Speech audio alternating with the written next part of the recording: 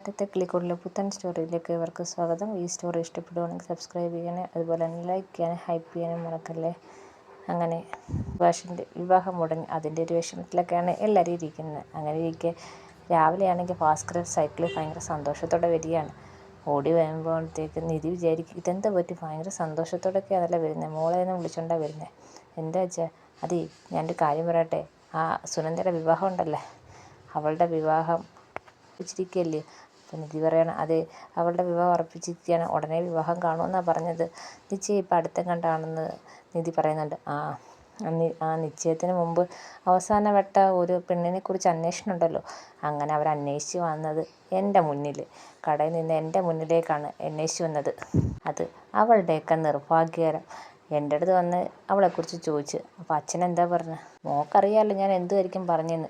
എന്തായാലും അവളെയും എൻ്റെ ചേട്ടനെന്ന് പറയുന്നവനെ ഒക്കെ നല്ലതാക്കി ഞാൻ പറയത്തില്ലല്ലോ. അതോടെ അവർക്ക് മനസ്സിലായി അവരുടെ കുടുംബ മഹാത്മ്യം എന്തുവാന്ന്. സുനന്ദയുടെ കാര്യവും എൻ്റെ അടുത്ത് ചോദിച്ച്. അവളുടെ സ്വഭാവം വളരെ മോശമാണെന്നും പറഞ്ഞു കൊടുത്തിട്ടുണ്ട്. പെണ്ണ് അത്രയും നല്ലതൊന്നുമല്ല, നിങ്ങൾക്ക് വേണമെങ്കിൽ രക്ഷപ്പെട്ടോളാം എന്നാണ് ഞാൻ പറഞ്ഞു കൊടുത്തിരുന്നത്. അപ്പം നിധി ചോദിക്കുകയാണ് അതിൻ്റെ കാര്യം ഉണ്ടായിരുന്നു, അങ്ങനെ പറയേണ്ട കാര്യം ഉണ്ടായിരുന്നു, അവളുടെ വിവാഹം നടക്കുന്നെങ്കിൽ നടക്കട്ടെ വെച്ചാൽ. എന്തിനു നടക്കണം? എൻ്റെ മോനെ ജയിലിൽ കയറ്റി, എൻ്റെ മക്കളെല്ലാവരും ജയിലിൽ കയറ്റിയിട്ട് അവളങ്ങനെ സൂചിച്ച് വാഴണ്ട. അവിടെ കഷ്ടകാലത്തിന് അവർ എന്നോട് വന്ന് അത് ചോദിച്ചതെന്ന് ഭാസ്കരൻ നിധിയോട് പറയുകയാണ്. എന്തായാലും വിവാഹം ഉടനെ മുടങ്ങും, അത്രയ്ക്ക് ഞാൻ പറഞ്ഞു കൊടുത്തിട്ടുണ്ടെന്ന് പറഞ്ഞ് ഭാസ്കരൻ ഭയങ്കര സന്തോഷത്തിലാണ്. രൂപേഷ് അങ്ങോട്ട് ഇറങ്ങി വരുമ്പോൾ നിധി ഈ കാര്യം പറയുന്നുണ്ട്. അതെന്തായാലും നന്നായി, നമ്മളെ കുറേ പറ്റിച്ചല്ലേ, ആ സുനന്ദയും കൂടെ ചേർന്നല്ലേ നമ്മുടെ സുഭാഷ് ഏട്ടനെ പറ്റിച്ചത്. അപ്പോൾ ഇങ്ങനെയൊക്കെ തന്നെ വരുത്തുള്ളൂ, അവരെ കഷ്ടകാലത്തിന് അച്ഛനോട് തന്നെ വന്ന് ചോദിച്ചത്. നിധി ചോദിക്കുകയാണ് സുഭാഷ് ഏട്ടന് സുനന്ദയായിട്ടുള്ള വിവാഹം മുടങ്ങിപ്പോയതിന് ഒരു വിഷമവും ഇല്ലയോ എന്ന് ചോദിക്കുകയാണ്. അത്രയ്ക്ക് പാവമാണോ സുഭാഷ് ഏട്ടൻ എന്ന് ചോദിക്കുകയാണ്. അപ്പം രൂപേഷ് പറയാണ് വിഷമമൊക്കെ ഉണ്ട്, വിവാഹം മുടങ്ങിപ്പോയതിന് വിഷമം ഇല്ലാതെയൊന്നും ഇരിക്കത്തില്ല, പക്ഷേ സുഭാഷ് ഏട്ടൻ ആ വിഷമം പുറത്ത് കാണിക്കത്തില്ല. കാരണം സുനന്ദ ചേച്ചിക്ക് നല്ലൊരു ജീവിതം കിട്ടുന്നെങ്കിൽ കിട്ടട്ടെ എന്ന് വിചാരിക്കത്തുള്ളൂ. ഇവിടേക്ക് വന്ന് സുനന്ദ ചേച്ചിയും കൂടെ കഷ്ടപ്പെടേണ്ടെന്നേ സുഭാഷ് ഏട്ടൻ വിചാരിക്കത്തുള്ളൂ എന്ന് രൂപേഷ് പറയുകയാണ്. അങ്ങനെ അവർ അന്വേഷിച്ച് നേരെ വരുന്നത് സുഭാഷിൻ്റെ അടുത്താണ്. സുഭാഷിൻ്റെ അടുത്ത് ചോദിക്കുമ്പം സുഭാഷ് ആണെങ്കിൽ സുനന്ദയെക്കുറിച്ച് നല്ല അഭിപ്രായം തന്നെയാണ് പറയുന്നത്. നല്ല കുട്ടിയാണ്, വിവാഹം കഴിക്കുന്നതിന് കുഴപ്പമൊന്നുമില്ല എന്ന് അവരെക്കുറിച്ച് നല്ല അഭിപ്രായമാണ് പറയുന്നത്. കൂടെ സുധീഷുണ്ട്. സുധീഷ് ചോദിക്കുന്നുണ്ട് എന്തിനാ അങ്ങനെ പറയുന്നത്, നമ്മളെ ഈ ദ്രോഹിക്കുന്ന അവരെ എന്തിനാ സുഭാഷ് ഏട്ടൻ ഇങ്ങനെ നല്ലതായിട്ട് അവരുടെ അടുത്ത് പറഞ്ഞത്, വിവാഹം മുടങ്ങുന്നെങ്കിൽ മുടങ്ങട്ടെ, സുനന്ദ നമ്മളെ പറ്റിച്ചല്ലേ.